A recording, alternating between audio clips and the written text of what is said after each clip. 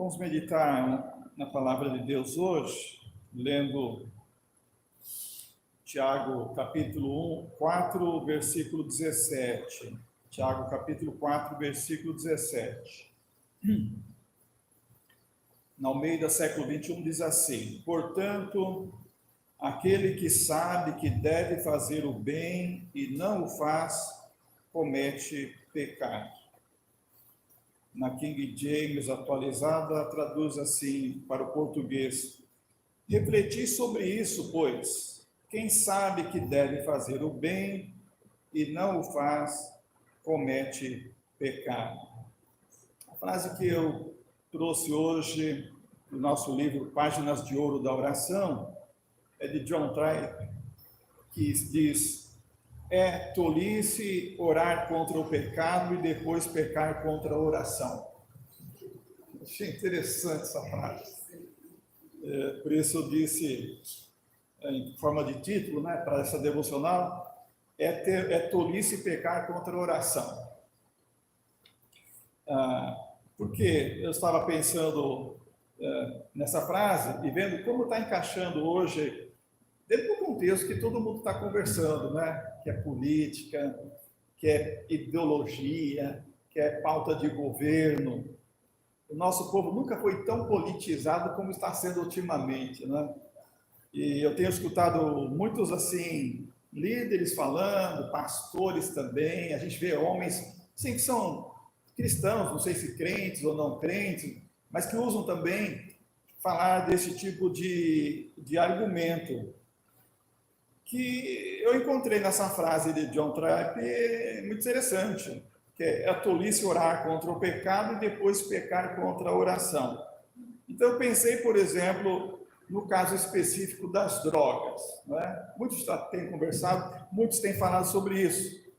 Se alguém ora para que seu parente ou amigo se liberte das drogas e suas terríveis consequências, mas vota no candidato que defende a liberação das drogas, isso é pecar contra a oração. Então, eu lembrei, isso é um exemplo prático do que John Tripp está dizendo. É um tipo de tolice. Talvez a pessoa até pense, comigo vai ser diferente, com minha família vai ser diferente. Não tem esse negócio diferente, né? O mal pode atingir qualquer família, todas as famílias. Eu tive parentes envolvidos com drogas. Tinha um primo, na minha época de juventude, que ele era envolvido com drogas. E era muito difícil, as consequências eram terríveis.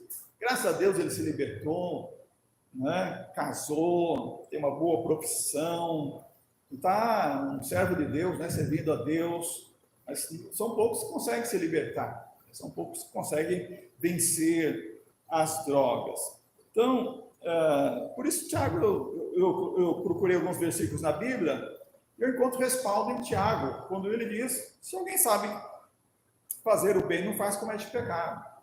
Então, o que é o bem nessa questão das drogas? O bem é liberar drogas? O bem é realmente coibir, né, o tráfico, a venda, o uso, fazer palestra nas escolas, fazer trabalhos preventivos, né? A polícia tem alguns segmentos, eu conheço alguns trabalhos da Polícia Militar aqui no Mato Grosso, que tem esse trabalho preventivo, vai trabalhar com os meninos nas escolas, dar palestra, tem um trabalho social de judô, de violão, viu isso mesmo, né? Tempo de aula de violão aqui, dentro do trabalho da Polícia Militar, aqui na igreja, para chamar os meninos. Então, não é só dar aula, é instruir, dar orientação, né? Para que não se envolva com o mundo das drogas, do tráfico, etc. Né? Então, existem múltiplas formas de ajudar e evitar esse mal terrível que está causando muitos problemas para a nossa sociedade. Em paralelo a isso, também nós temos a palavra do apóstolo Pedro, na segunda carta, no capítulo 2, verso 20 a 22 especialmente, quando ele fala que todos devem fugir das corrupções do mundo, através do conhecimento do nosso Senhor e do nosso Salvador. Que o conhecimento de Jesus nos ajuda a vencer toda a corrupção, todo o pecado, toda a maldade humana. E Pedro, justamente falando nesse ponto do capítulo, ele fala: mas os que se deixam influenciar pelo mal, né, quer dizer, pela mentira, por aquilo que o mundo começa a praticar, de certa forma é uma influência poderosa, né? Então essa pessoa deixa o conhecimento de Jesus para abraçar essa influência mundana sobre as suas vidas. Pedro fala, é como se a porca voltasse ao chiqueiro, né? A imundícia. Então todo esse capítulo 2 de 2 Pedro, o apóstolo Pedro estava trabalhando essa questão de que haveriam sempre falsos profetas, né? Falsos doutores, falsos mestres, queriam introduzir a heresia. E hoje, né, como eu preguei domingo também, a gente tem movimentos cristãos que estão minados por heresias dentro das igrejas. E isso é uma coisa prevista, né? Não só pelo apóstolo Pedro, o apóstolo Paulo também, porque quando se deixa de seguir o caminho da verdade para seguir essas dissoluções, as pessoas começam a praticar as mesmas coisas que o mundo está praticando. E o que nós podemos fazer? Pedro diz uma coisa muito importante, é lembrar de Noé, que Deus livrou Noé naquele mundo tão ímpio, né, ao ponto de ele ser salvo e a sua família. Todo mundo foi condenado, mas ele e a sua família foi salvo, porque ele era um homem justo.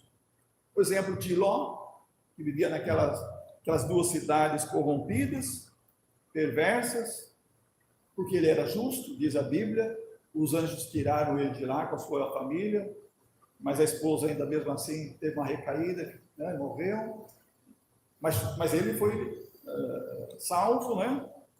E por isso Pedro diz no versículo 9, assim o Senhor sabe livrar das tentações dos piedosos. Então vamos continuar piedosos, né? Vamos continuar servindo a Deus, amando a Deus, observando a sua palavra, fugindo de toda essa corrupção que tanto influencia, porque nós conhecemos o caminho da justiça, não tem como voltar. Voltar significa voltar ao lamaçal e ao pecado, e a gente sabe que, como a gente canta, né? Estou seguindo a Cristo, deste caminho eu não desisto, atrás não volto, não volto não. Então, como disse John Trapp, né, é tolice orar contra o pecado e depois pecar contra a oração. Aí eu pensei, não é só o caso das drogas, né, mas tem também, por exemplo, a questão do aborto, da ideologia de gênero, os costumes pederastas. Essa semana a gente ficou horrorizado com aquele filme que rodou, aquele vídeo que rodou na internet, um adulto, um marmanjão, abraçado numa menininha pequena e beijando ela dentro do barco, como prova do tráfico sexual de crianças lá no norte do Brasil. E ouvi falar que assassinaram esse homem porque o vídeo rodou por aí, alguém parece que fez justiça com as suas próprias mãos. Isso é uma coisa errada também, não é? Mas isso é o costume chamada pederastia, que é a prática de um relacionamento sexual de um adulto com uma criança, um homem com um menino, um homem com uma menina. Isso é a mesma coisa que a homossexualidade. Então, estão impondo isso para a sociedade, né? Então, quem vai votar e quem defende isso está pecando contra a sua oração, se é crente. Ele está orando para isso não acontecer com as crianças. Está orando para a nossa sociedade ser justa, tratar bem as crianças, tratar bem a família, tratar bem a sociedade. Disse alguém já, né?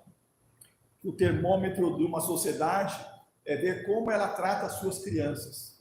Se ela é uma sociedade boa, saudável, ela trata bem das suas crianças, ela cuida, defende as suas crianças.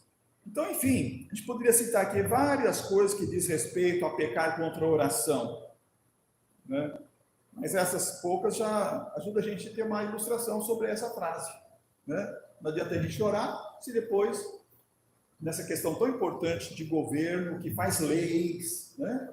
Que pode mudar leis, a pessoa acaba votando lá em alguém que vai cometer esses tipos de pecados, defender esses tipos de pecado.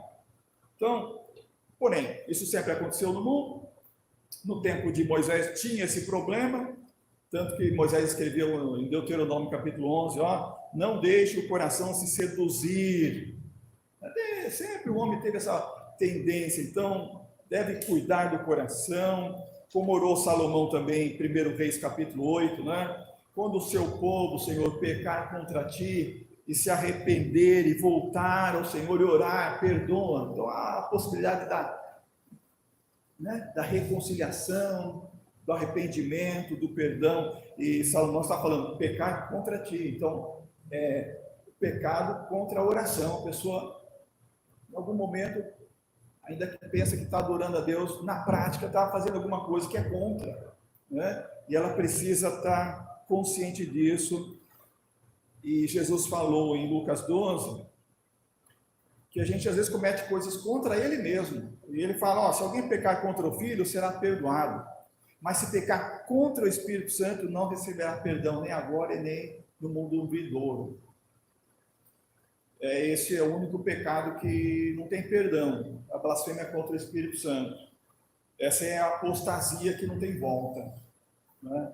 Então, vamos orar pelo Brasil, para que essas pessoas que não pecaram, esse pecado imperdoável, possam se arrepender. Nossa sociedade precisa de arrependimento, né? Nosso povo precisa de arrependimento. Há muito pecado. Se fosse um caso ou outro, mas não, há muitos casos, e a gente fica sabendo, né? E a gente fica triste. Eu fico triste, especialmente quando o pecado é contra uma criança, né? Pessoas indefesas, pessoas que estão à mercê, né? Não tem ninguém para defender. Então vamos orar. Vamos orar para que Deus traga. Eu estou sempre orando, né? Vamos lembrar mais uma vez, né? Eu estou orando para que Deus promova, né? Deus permita um avivamento aqui no Brasil. Aconteceu no mundo, aconteceu na Inglaterra, aconteceu nos Estados Unidos, o Brasil ainda não aconteceu.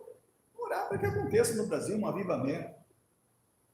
Eu tenho acompanhado muitos pastores falando sobre isso, né? Alguns inclusive falando em forma de profecia, que isso vai acontecer, amém, se for de Deus vai acontecer, mas vamos pedir, ó Deus, faz um avivamento na nossa pátria. O Brasil não só pode abençoar o mundo com os seus alimentos, como é conhecido o Brasil, o celeiro do mundo, mas o Brasil também é um celeiro, pode ser um celeiro de missionários, enviar pessoas para o mundo inteiro e trazer o conhecimento de um novo tempo, de um recomeço para o mundo todo, que está aí, no pé de uma terceira guerra mundial, né? E essa guerra, se acontecer, vai ser uma guerra nuclear, muita gente vai morrer, muita gente vai morrer. Nós estamos, aparentemente, ouvindo algumas pessoas comentam sobre isso, né? Livres das consequências de uma guerra nuclear, se esses artefatos nucleares ficarem só no hemisfério norte, porque os ventos sopram para o norte, não vai trazer radioatividade para a América do Sul, para o nosso hemisfério sul, mas muita gente lá, não só pelas bombas, mas pela radiação, vai sofrer danos terríveis, né? Vamos orar. Nós temos irmãos, eu tenho colegas que estão lá no hemisfério norte, tenho parentes também. Acho que é o bem de todo mundo. E o Brasil pode ser essa bênção, através da oração, através da produção de alimento, através também da cooperação missionária, do envolvimento missionário do nosso povo. Então, vamos continuar fugindo das corrupções do mundo, vamos continuar desenvolvendo um bom conhecimento do nosso Senhor, nosso Salvador, pela palavra, mas vamos também interceder, né? Pedir a Deus misericórdia, porque somente Deus, como diz Pedro, pode nos livrar. Esses dias, não sei se é um conforto que o Espírito Santo tem me dado, né? Eu não, do nada assim, né? Comecei a cantar, né? Quem pode livrar como o Senhor? Estava com o coração angustiado, né? Essas notícias, o conhecimento que a gente tem do que está acontecendo no mundo. Aí comecei a cantar e comecei a sentir paz, né? Quem pode livrar como o Senhor? Ele é poderoso para nos salvar. É o que Pedro está dizendo. Ele sabe livrar da tentação os piedosos e reservar os injustos para o dia do juízo e para o castigo. Vamos seguir em frente, o Senhor está conosco, né? Como sempre falo, né? Bom ânimo, vamos em frente. Jesus está com a gente, sempre presente.